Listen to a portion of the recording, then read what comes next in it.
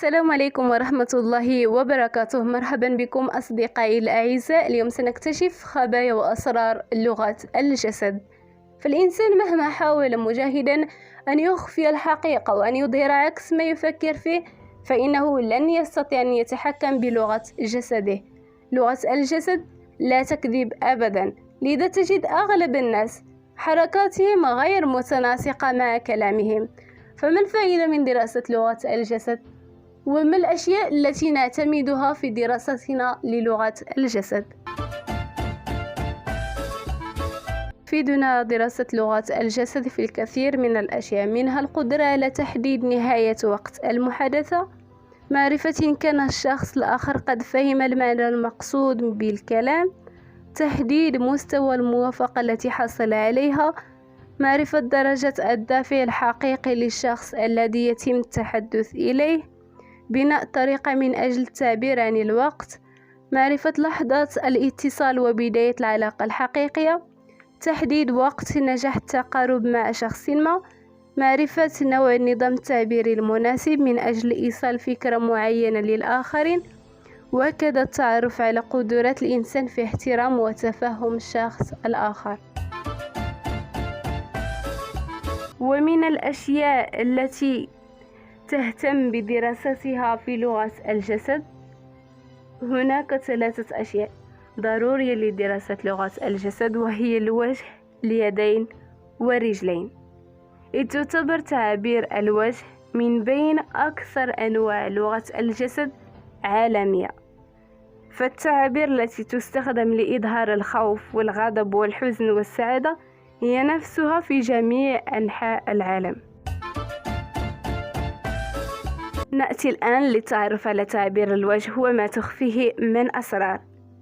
إذ رأيت شخصا قد اتسعت بؤبؤ عيناه فذلك يدل على خوفه منك أو انجذابه إليك، وقد يعني أيضا سماع شيء أسعده، في حين يعني تضايقهما شعور بالكراهية أو سماع كلام مؤذي. إذ اتجه بصر الشخص الذي تحاوره إلى يمينه أثناء حديثه فذلك يوحي بصدقه فيما يقول أو تذكره لأقوال، أفعال أو مشاعر محددة، فيما يكشف اتجاههما يساره إلى أنه يكذب وغير صادق فيما يقول. كما أن النظر في العينين بشكل مباشر أثناء المصافحة يدل على الثقة واحترامك للشخص الذي يقف أمامك. إذ كنت تحاور شخصا ورأيته يحك عينيه متجها بنظره بعيدا عنك فاعلم أنه غير متفق معك، وأنه ينتظر اللحظة التي تنهي فيها كلامك بفارغ الصبر. إذ كنت تشرح فكرة معينة ورأيت أن الشخص الذي تحاوره يحك أنفه أو أذنه أو ذقنه محركا رأسه نحو الأعلى والأسفل موحيا بأنه فهم ما تقصد فاعلم أنه لم يفهم شيئا مما قلته. عندما ينظر الشخص مباشرة إليك فإن ذلك يدل على رغبة واهتمام بك، ولكن قد يعني التحديق بك لفترة طويلة تهديدا في كثير من الأحيان. ومن ناحية أخرى فإن كسر التواصل البصري والنظر بعيدا بشكل متكرر قد يشير إلى أن الشخص مشتت الذهن أو منزعج أو يحاول إخفاء مشاعره. الرمش أمر طبيعي، ولكن يجب أن نولي اهتماما لما إذا كان الشخص يرمش أكثر من اللازم أو أقل، فالناس بالعادة ترمش بسرعة أكبر عندما يشعرون بالحزن أو الانزعاج.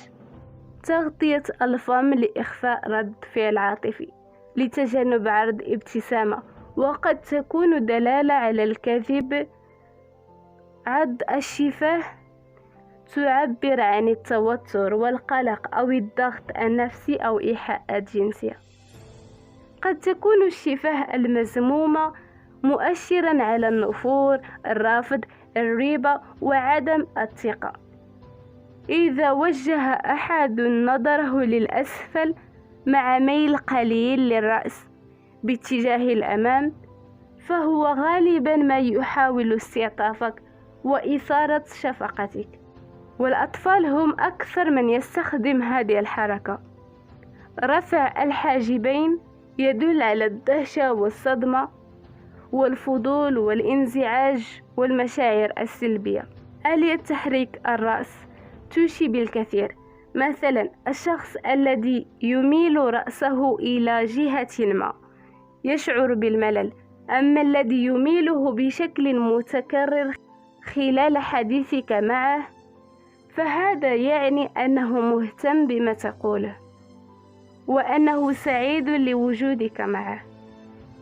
تثبيت الرأس في مكان واحد وعدم تحريكه يمينا أو يسارا هو عدم الراحة، وفي حال اقترنت بمواجهة بصرية فهي مؤشر على التحدي.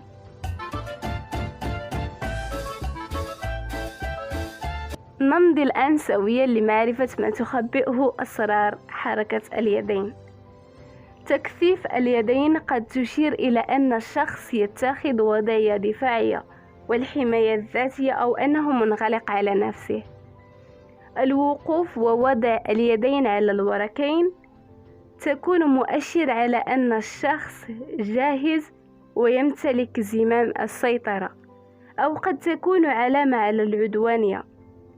شبك اليدين وراء الظهر قد تشير إلى أن الشخص يشعر بالملل أو القلق أو الغضب، وقد تشير إلى ثقة عالية بالنفس. النقر بالأصابع بشكل سريع إشارة إلى أن الشخص يشعر بالملل ونفاد الصبر. تحريك اليد بشكل عشوائي في كل الاتجاهات مؤشر على السعادة والحماس والشعور بالطاقة والمزاج الإيجابي. ضم اليدين وشبك الأصابع دليل على التوتر وعدم الراحة، وقد تكون دليل على انعدام الثقة بالنفس.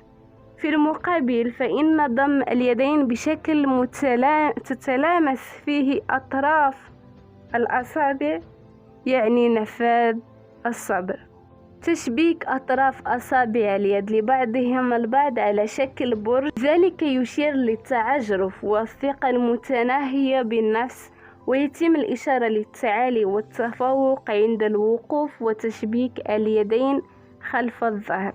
وضعية السيجارة الافتراضية، يكون الشخص متكئا على مرفقه ويضع ذقنه على إبهامه مع ضم أصبعه السبابة والوسطى فوق شفتيه كأنه يدخن سيجارة افتراضية، فإن هذا يدل على شخصية متسلطة وغير مرنة ذات آراء وأحكام ثابتة غير قابلة للنقاش أو للتغيير.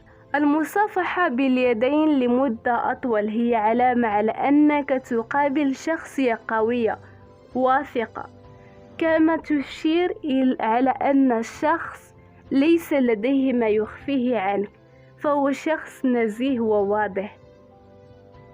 قضم الأظافر مع الضحك الإجباري وعض الشفاه كلها دلالة على أن الشخص عصبي ويشعر بضيق الصدر وعدم الارتياح والتوتر. وعادة ما تكون تلك الضحكة الغير طبيعية من قبل شخص دليل على أنه يريد أن يقول لك بأن كل شيء على ما يرام، لكن الحقيقة هي عكس ذلك تماما.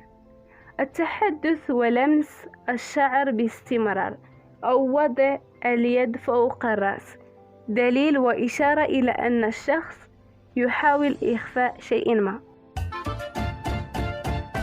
وأخيرا وليس أخيرا الرجلين ودلالات تحريكهما.